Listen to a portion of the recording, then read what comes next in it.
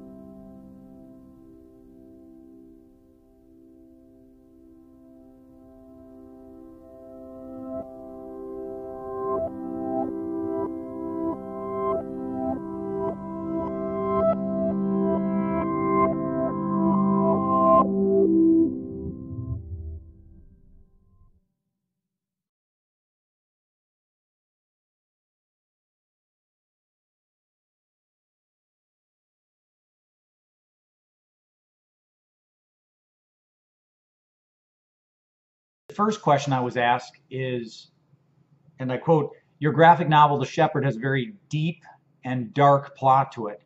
What made you come up with this concept?" Well, the answer to that question is actually found in Volume 1, Apocatastasis, the subtitle, Apocatastasis. I actually have an essay at the very beginning of the book that discusses the origins of that particular story, and they are in a nightmare. My son, Roberto, I had actually had a dream about him that shook me really to the core. I had dreamed that he had gone to a party after telling me he was going to go to a movie and had decided to try methamphetamine for the first time, and it killed him the first time out. In my dream, all of this happened as it was like being part of a movie playing itself out. And I attended his funeral. I first had found him in the morgue, identified him in the morgue, attended his funeral, and dealt with the aftermath of his loss. And in the wake of that funeral, I began to hear him calling out to me from the other side, like something had gone really badly wrong, and he hadn't transitioned as he should. And in my state, in my nightmare, I was so despondent that I decided to take my own life and go after him into the afterlife to try to save him. And the story, the nightmare continued from there. We'll just stop it right there in terms of telling the story because that would defeat the purpose of you reading the graphic novel. But I woke up, needless to say, extremely shaken. I was sweating, I was shaking.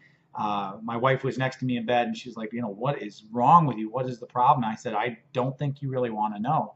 She's like, well, now I kind of do. And I told her, And she was like, I hate you. Why would you tell me this? I'm like, we were both very upset about the dream. And it took me a couple days to be able to get to the point where I could even talk to my son Roberto about it. He had never used drugs or anything, and I, at least certainly to my awareness, and I was, very concerned, is this some kind of portent or something like that? And well, when I finally got up the nerve to tell him about it, his whole reaction was like, Dad, this is so cool. We've got to do something about this. And I'm like, I need therapy. I don't want to do anything about this. But he just wouldn't leave me alone. He really nagged me, is the best word for it, to the point where we, finally, it was, I think, June of 2011 that we sat down in front of the computer and he kind of made me write it out. And we wrote it out. He's like a parrot on my shoulder as I'm doing this. And, we got it out and I thought I was done with it. And he was like, oh, no, we've got to do something about this. We got to take it to the next level. And I'm like, well, what is the next level? And he's like, well, it's got to be a graphic novel. And I'm like, and I know how to do this because and we ended up finding a company to help us with that, Scattered Comic Studios, which is a little boutique company that allows you to pick out your artist, pick out your colorist, and they help you basically put your comic together page by page. The end result is the volume that you see here. The artist we ended up working with was Ryan Showers out of Nebraska. And anyway, it was an amazing experience to say the least. But that is the origins, the nightmare origins. So the fact that the Shepherd is deep and dark, it's because the origins are deep and dark. The second question I was asked is, what made you want to start writing? Well, in the easiest way to put this is that from the time I was a little child to the point where when I first started to be able to write, I can remember being asked to write like a 1-paragraph story or a 1-page story back in grade school. And I can remember even then, this is like 4th and 5th grade, not being able to stop my story. That 1 page was never enough to tell my story. There was always a lot more that I wanted to say. And so the origins of my writing go way back. So I think that it was more of an inevitability that this was going to happen.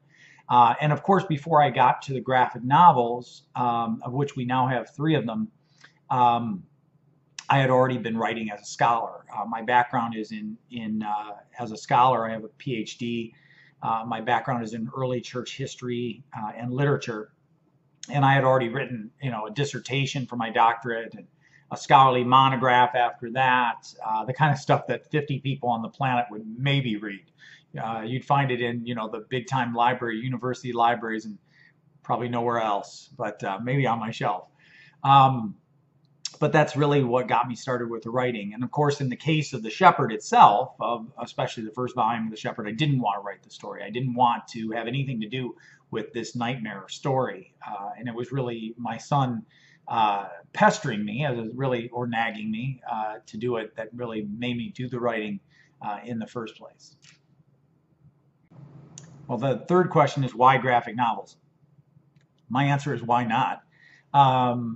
I've always loved comics from the time I was a little child. I can remember going to the store with my father, and this is back when, a comic book was less than a quarter. Kind of dates me, it makes me feel old, but I remember them on the spinner racks in the dime store, drugstore, Kresge's and things like that. I don't even think they're in business anymore. Again, dating myself. But I can remember my dad giving me a quarter and being able to go buy 1 or 2 comics on that rack, and really, as a child, really struggling with what I was going to pick. Of course, I love Batman, I love Daredevil, and I love those as a little child. If you can only get a couple comic books, you want to get those team books like the Justice League or Brave and Bold, where you get more than one character in the book. And so it goes way back, my reading comic books. And of course, as you get older, you continue on. And I had actually given up comic books sometime in high school because they weren't cool, apparently. And when I was in college, a buddy of mine, his name is Eric Picard, so I'm sure he'll see this. Eric had the room right next to me in college, and he came to me and said, do you like Batman? I was like, oh, I used to back when I was a kid, and I'm thinking, the Adam West, Burt Ward, television show, and the, Neil Adams artwork from the 1970s comic books and stuff like that, which is what I grew up on. And no, he's like, why don't you try this? And he gave me, this is in the 1980s, so you can see where this is going, is he gave me Frank Miller's The Dark Knight Returns, and it changed everything for me. I was like, holy crap, this is a Batman that actually makes sense to me. This isn't, Bat smiling, kind, the police officers like him, he's shaking hands with the commissioner, all that stuff, which never made any sense to me. He is, in fact, a vigilante, and he's kind of illegal, not really should be doing this. And now you suddenly see him, as Frank Miller portrays him, as really kind of an outsider and somebody who is probably not very stable, which, I think made a lot of sense. So those are kind of the roots of the graphic novel for me. I love art. I love the idea of telling a story as a group. When you do a comic book or graphic novel, it's not just the writer telling the story. The writer is working in concert with the artist who's interpreting their text, their script. And on top of that, even the letterer, a lot of people don't think of this, but the letterer is helping you tell the story as well as part of the team, because they are pacing the reader. They are guiding the reader's eyes down through the page, and it's really, really important. A lot of people, if the lettering is done well, you don't notice it. But if it's done poorly, you'll notice it. It's not good. If you have to ask the question as you're looking at the page, what should I read next? Somebody has dropped the football. And so that idea of being able to, in a graphic novel, to be able to tell a story as a group to your audience is really powerful, because you have all these really creative, intelligent people working together to tell a story. And that's what's powerful about graphic novels. The fourth question is, you've studied Christianity for many years. Does religion play a part in your work? We are the sum total of our experiences, the studies that we've done, the experiences that we've had. So yes, religion is part of The Shepherd. I want to make it very clear, my intent from the very beginning was not to preach to anybody. What is the underlying engine behind The Shepherd is my fascination with otherworldly journeys that I experienced in my studies of the ancient literature. And this is going back to the earliest literature of the Western world, earliest known text of the Western world, the Epic of Gilgamesh, where you have Gilgamesh, who's essentially a superhero-like figure who eventually goes into the afterlife in search of immortality. And of course, you experience these same kind of journeys into the afterlife in books like, Homer's Odyssey, Virgil's Aeneid, the various Greek myths where, a figure like Hercules or Dionysius loses somebody that they love, and so they go into Hades in search of that person to try to bring them out of Hades and rescue them. My religious studies, my theological studies, were more than just Christianity. I was reading Egyptian Book of the Dead, the Sumerian text, Babylonian, Assyrian, Canaanite, Roman, Greek, and then my own interests in mythology. The Nordic mythology in particular has always fascinated me. So these kinds of mythologies and these experiences that seem to go from mythology to mythology about going into the afterlife, journeys into the afterlife, stories about it, and even into the more modern period, Dante's Divine Comedy. I would say in a lot of ways, The Shepherd is a reaction to Dante's Purgatorio. Dante, remember, the Divine Comedy actually has 3 parts to it: the Inferno, which is the most famous, which I find actually quite boring and pedantic, the Purgatorio, which I like the best, and the Paradiso. And what I love about the Purgatorio is that it is all about hope. It's all about this journey up and out of purgatory. And in a lot of ways, that's what The Shepherd is about. It's all about that idea of a journey up and out. It is being able to let go of the things that hurt us, the sorrow, the pain, the bumps and bruises that we know we all take in this life, whether we want it or not, we get it. And being able to learn how to let that go and to be able to somehow find freedom after that in the afterlife. So that's, I would say the answer is, yeah, the religious studies, the theological studies, they impact The Shepherd, absolutely. The fifth question is, are you a loner with your work, or have you always had a strong support system? Well, this is kind of an interesting question. I think if you're listening to the earlier questions that were asked, I'm not a loner. My writing is done in concert with my son, Roberto Xavier Molinari. He's 25 now. It's gone way back. I love working with him, trading ideas. I think we're best when we bounce off of each other, because he has a different vision than I have, and together we're stronger than we are separately. Again, you heard me talk about loving to work with artists. Artists interpret and challenge the text that I give them, the script that I give them. The most powerful example of this is in the third volume, the Path of Dogs. There's a final scene that has actually been heavily rewritten by my artist, Kyle Houston, who does the artwork for it.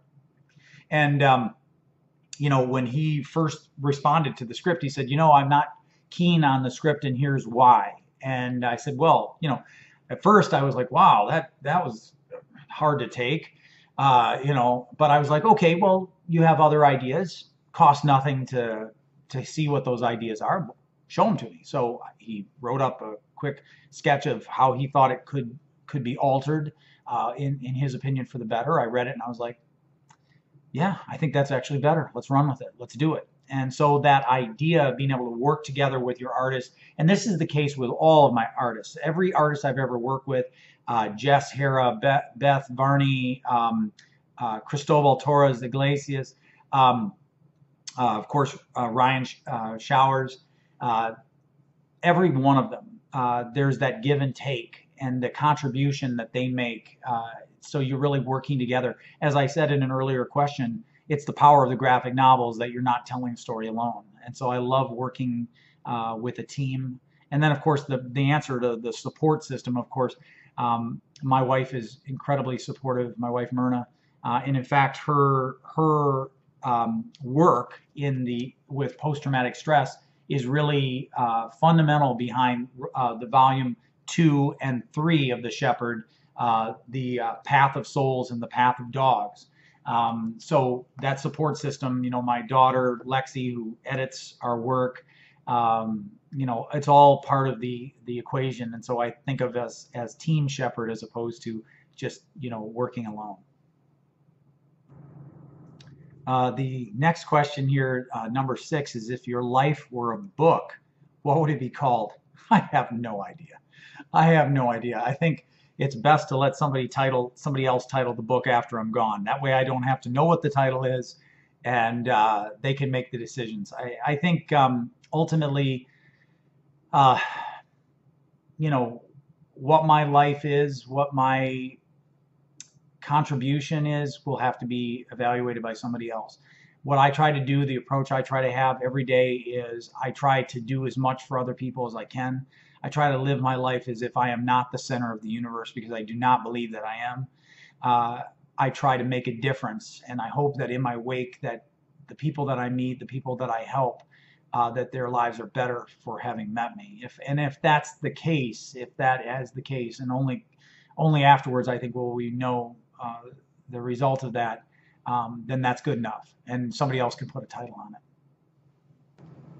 The 7th question is, did you read graphic novels when you were a kid? The answer is no. I read comic books. When I was a child, the trade paperbacks and collected stuff, it wasn't as big of a deal as it is now. Now I'm a voracious reader of graphic novels. I love graphic novels. In fact, I tend to pick up the trades more than the individual issues. I know that's kind of heresy for the hard and fast, dyed-in-the-wool comic book collector. And trust me, I've got a storage facility that has boxes after boxes after boxes of comic books. So it's not like I'm against them. But I love the being able to tell the whole story, to allow the reader to binge, as it were, on the entire story. So that would be the answer to that question. The 8th question is, what do you want people to learn from your work? Wow, that's a deep question. Ultimately, I know as a scholar that what I want you to learn and what you may learn are probably two different things. I think that when I look at The Shepherd, at the 3 volumes that we've produced and the 4th volume that is on the way, I think that what is the underlying heartbeat of the Shepherd stories is hope. And I find this very intriguing because, and if my wife were here, she would agree, I tend to be a guy who is a cup half empty kind of guy. In fact, which is weird because my wife is definitely the other. She's Pollyanna. She's like, the cup is half full, the cup is wildly more than half full. In fact, you may not see the coffee on the top half of the coffee cup, but it's actually there. And in fact, it's overflowing. So my wife is very much the opposite of this. But yet, when I look at The Shepherd, I understand that it is a book about hope. It is a book that says that in the end, it's all going to be okay. That all this insanity that is on this planet and has been, all the killing and the needless violence towards each other and the abuse that people suffer growing up as children and the exclusion and all the other things, that all of them somehow will come out okay in the end, and that we'll be at peace. It's a hope. That's what that's all about. Do I have any proof that that will be the case? No. That's what hope is. If you had proof, it wouldn't be hope. So I think that that is what's the underlying engine of my work. Now, again, will people get that out of it? We'll find out. Because I think ultimately people take out of stories and books and movies and art what their soul needs, what they need from that art. And so I think that there's lots of different things that people could potentially find in the Shepherd series, and I certainly hope that they do. The 9th question is, the lessons from the Bible help us in our everyday lives. What impact have they had on your career? This is a challenge for me to answer this question because ultimately, as I said before, I don't want to drift off into preaching or trying to impose a religious view on somebody else. Obviously, the biblical texts have had a massive impact on me. I studied them for 11 years in the university. I have taught them as a professor for Creighton University, for Barry University. I've taught them in adult education, and I've taught them in religious settings. So obviously, they've had a huge impact on my career. What people get out of them, again, like I said in an earlier question, is wildly different. The history of religion or in Christianity, and probably could be extended to any religion of the book, so Judaism, Islam, is people arguing about what the text means. Usually being better at arguing than living the text, which is sad. But I would say, certainly they've had an impact on my career, and they impact in lots of different ways. I don't really want to go into too much more than that because, like I said, I don't want to drift off into something that could be conceived of as a sermon or religious dialogue in that case. Thank you. All right, our final question, 10th and final question is, what do you want the viewers to take away from this interview? Again, good question. What I'd love to have a readership. I would love to have people explore our volumes, the Shepherd Volume 1, which is the origin story of the Shepherd. It is the nightmare that I spoke about before, basically taken into literary form. With a few minor tweaks in the story, it is essentially the nightmare that I experienced. After doing that, my son and I realized that we really enjoyed the process of doing graphic novels, that we loved writing together and wanted to do it more. Loved working with artists, letterers, and getting published. We really enjoyed it.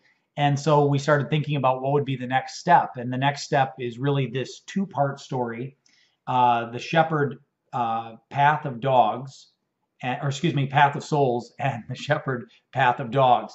And as I started to talk about in an earlier question, is that this 2-part story, the Path of Souls and the Path of Dogs, was heavily influenced by my wife's work. She works for the VA, and her specialty is in post-traumatic stress therapy and counseling. In fact, she and some of her colleagues have actually founded a foundation called Warrior Mission at Ease. In fact, as I give this interview, she's away on a weekend retreat there, working with veterans who are suffering from post-traumatic stress. So in hearing those stories from her about the various veterans, men and women who have suffered from post-traumatic stress, and realizing that that's something that is as old as warfare itself. We just had different names or couldn't put an explanation on what it is that we were witnessing with these people that had come back from war. I knew that I wanted to do something about it and to really have my focus be on treatment and getting better. So these two stories, the Path of Souls and the Path of Dogs, envision a hospital in the afterlife for the souls of soldiers who are suffering from post-traumatic stress. And we imagine soldiers from different time periods and different cultures that are gathered there and are essentially healing from post-traumatic stress at their own pace and in their own way. And when they heal from it, that they're able, in fact, in the afterlife to move on. So we envision essentially a VA in the afterlife, and that's kind of a fun idea, and we had a blast doing it. So that's where we are right now. So I guess to say, what would I like you to take out of the interview is, I'd like you to jump on the bus. I'd like you to try out the Shepherd, read our origin story, read the Path of Souls and the Path of Dogs, and reach out to us on social media. We're on Facebook at Caliber Comics ENT. We're at the Shepherd Comic on Instagram. You can reach out to us and let us know what you think of the story. Thank you very much.